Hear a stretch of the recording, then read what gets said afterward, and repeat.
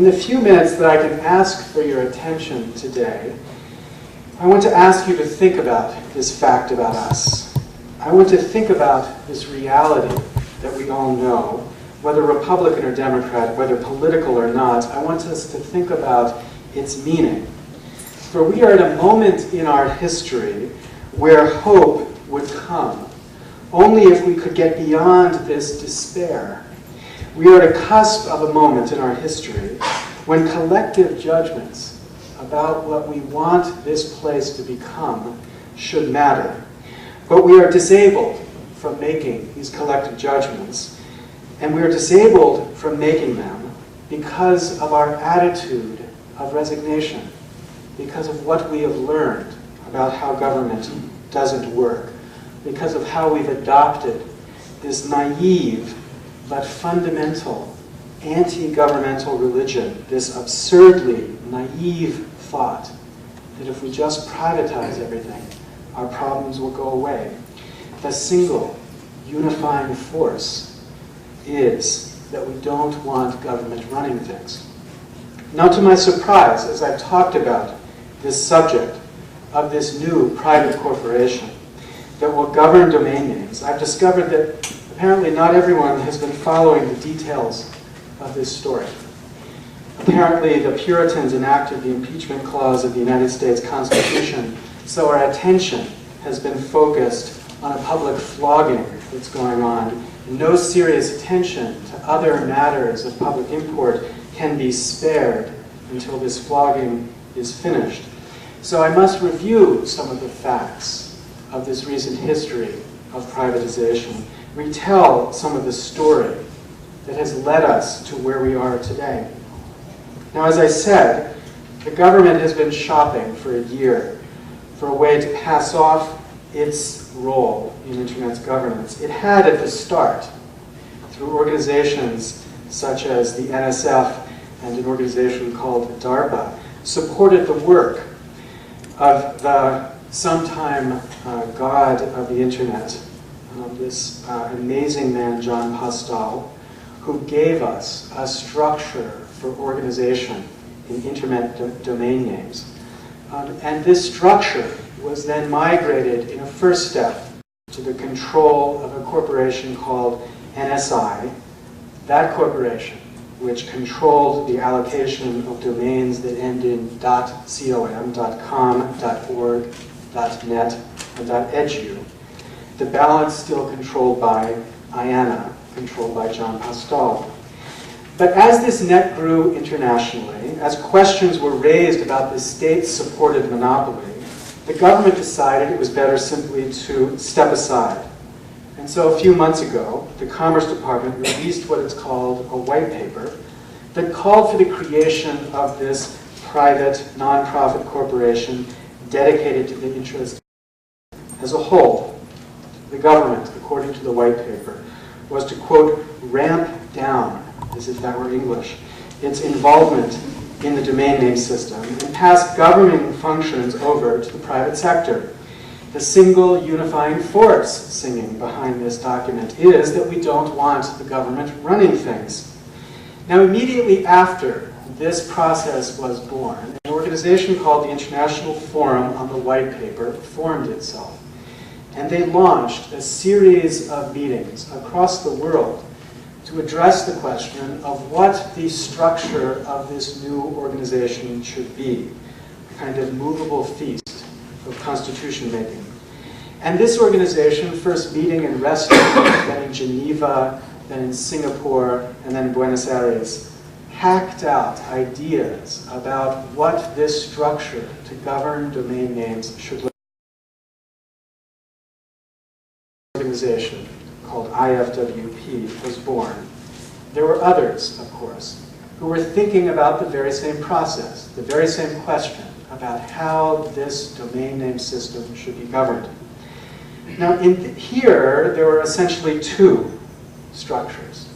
First, there was the structure headed by John Postal, IANA. And second, there was the interest of NSI, the holder of the present monopoly over the .com domain. At first, NSI decided it would participate in this international forum for drawing up the structure of this new governance process. And eventually, IANA stepped into this process as well. IANA began participating in these debates and began by announcing that it had an idea about how this organization should be structured. In Geneva, IANA presented to the IFWP process a document that it wanted to be the basis of any future discussion of what this new corporation should be. But at this meeting in Geneva, the IFWP process announced that it was not interested in adopting any one particular stakeholder's view of what this process should look like.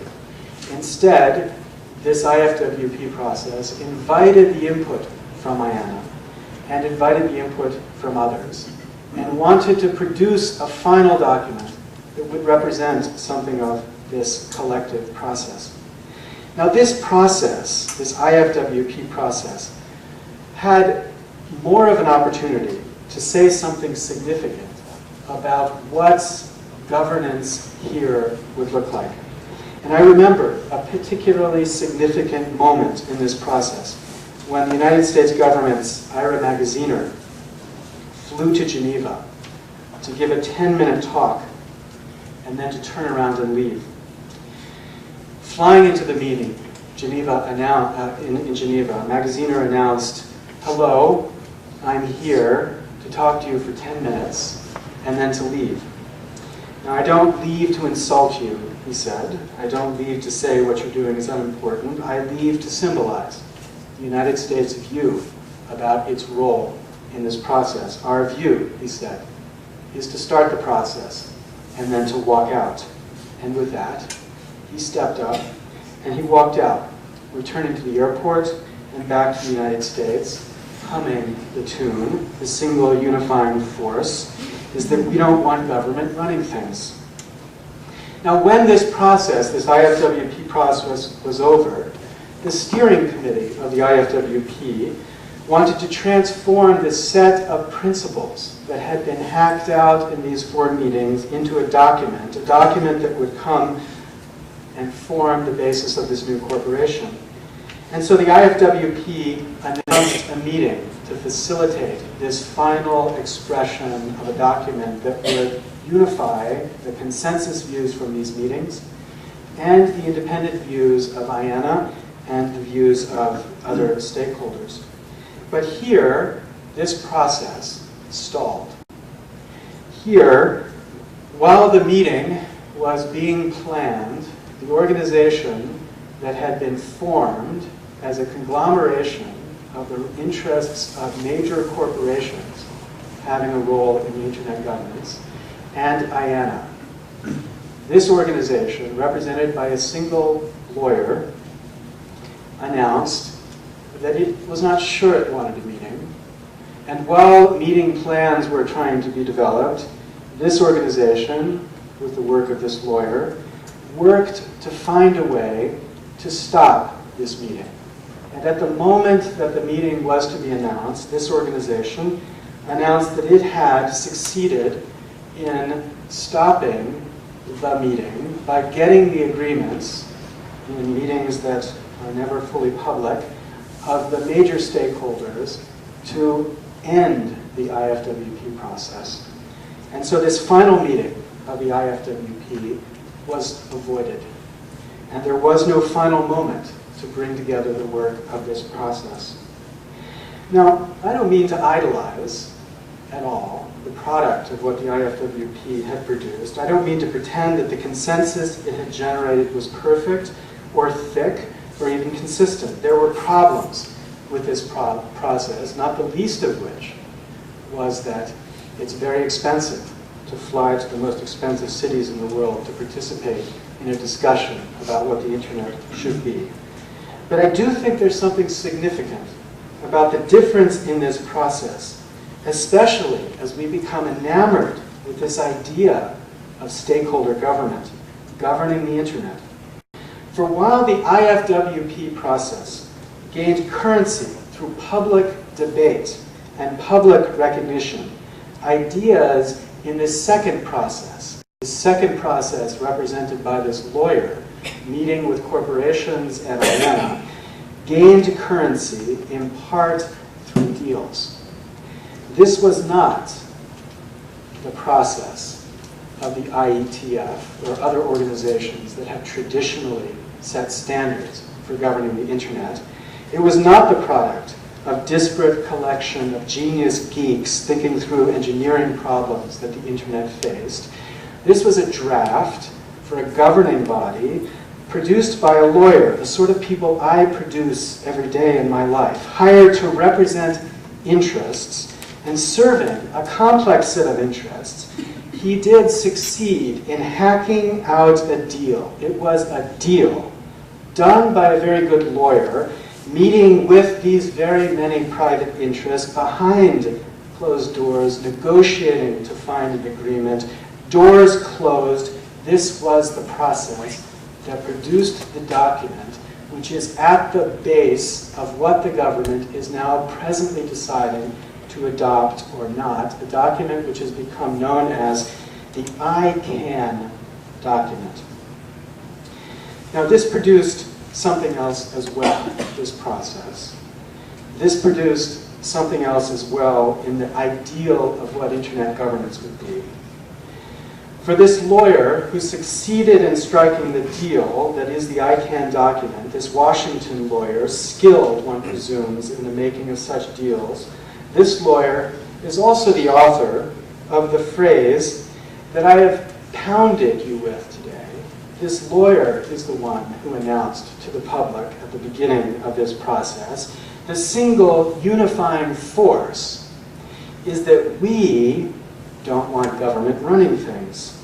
It was this lawyer, the author of this ICANN draft, who idealized this notion that the government step out of the way, and what would replace it? For this should lead us to ask, right? When we don't have, quote, government running things, when we unite behind this mantra of anti-statism, when we erupt with this scream that we don't want government here, do we know what we have in its place? When we don't have government, do we have any sense of who's there instead? For here's the obvious point.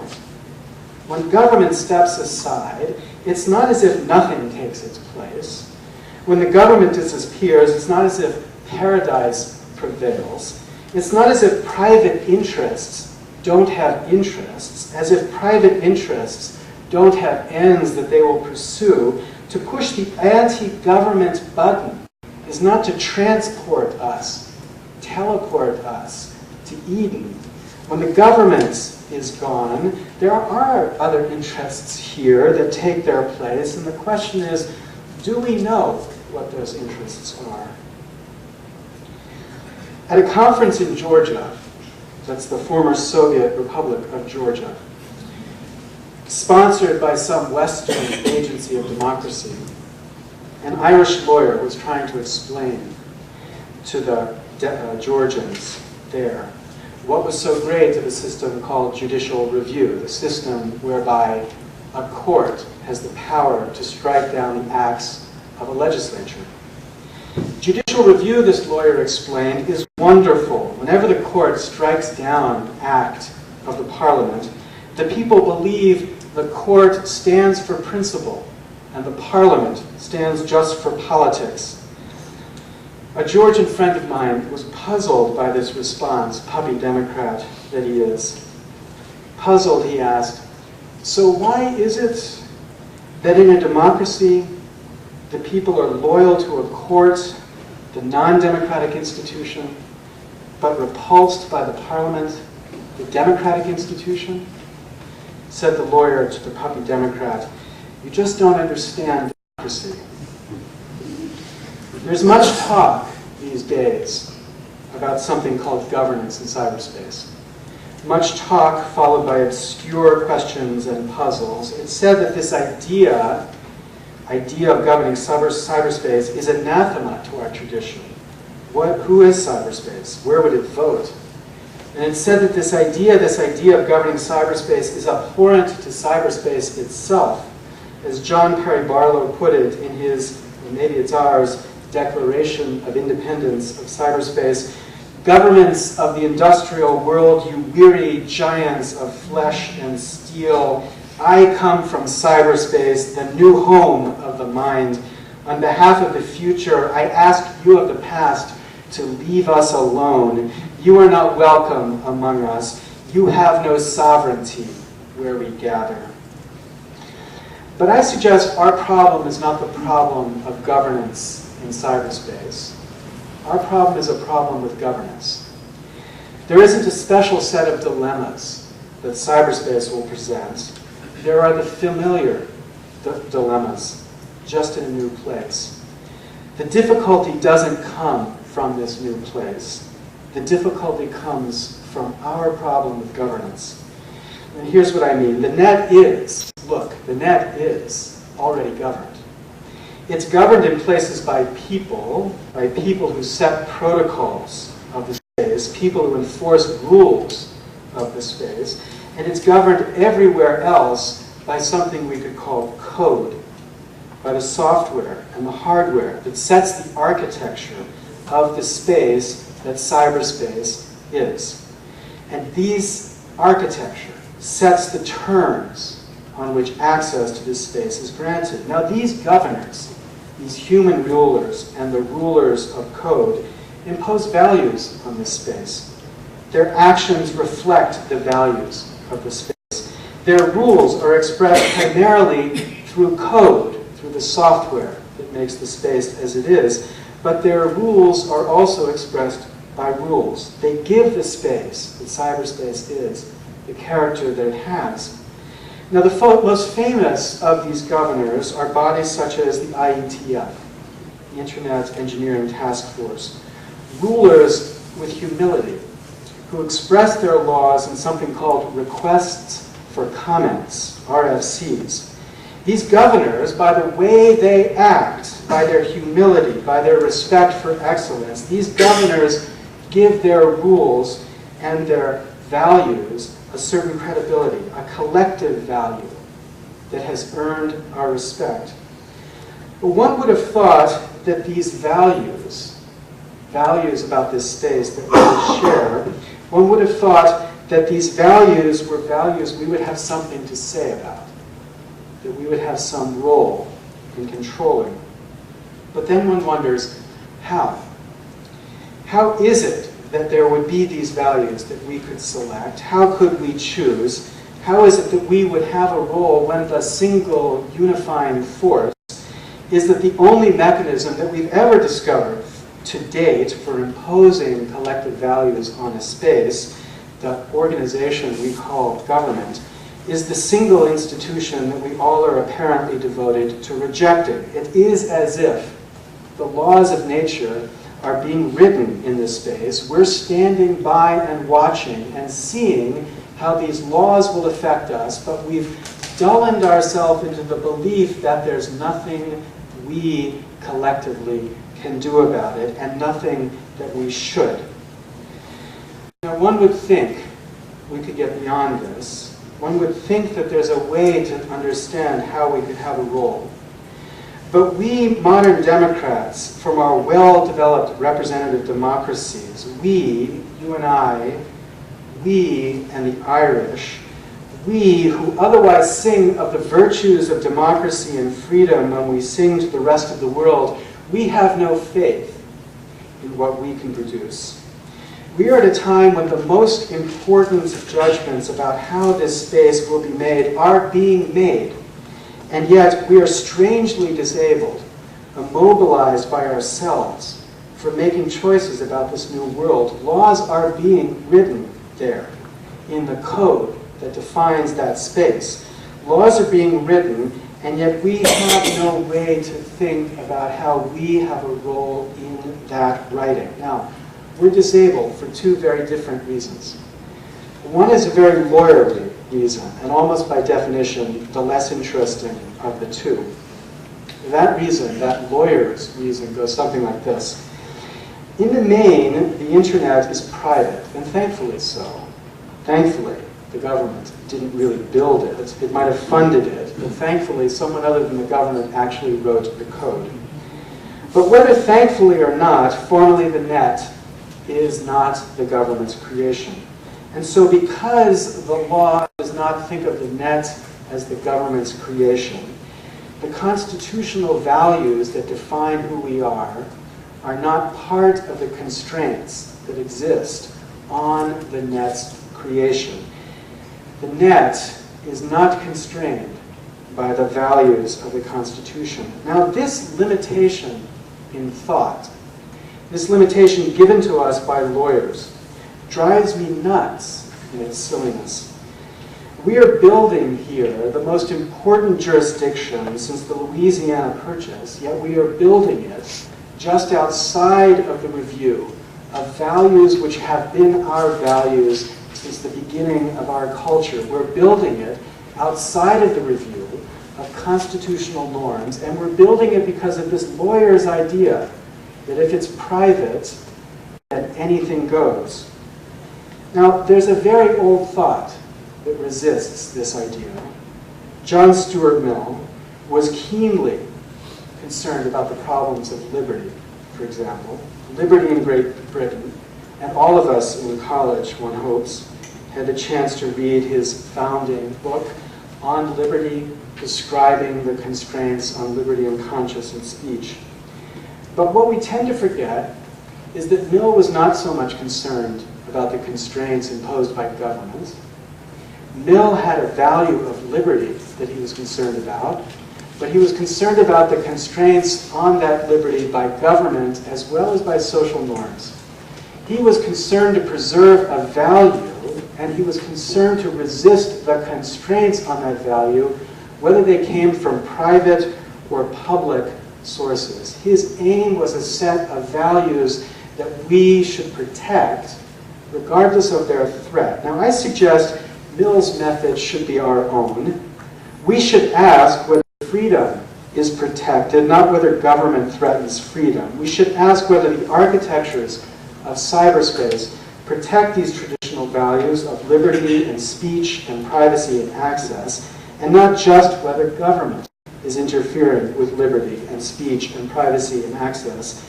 The primary value should be a set of values, not the absence of governmental interference from those values. And quite often, more often than libertarians will admit, these values are only protected by some form of collective action, what we often call the action of a government, but someone acting collectively against tyrannies, whether private or public. Now that's the first and tiny reason for our limitation on our ability to think about what role we might have in constructing or governing this net. But I said there were two.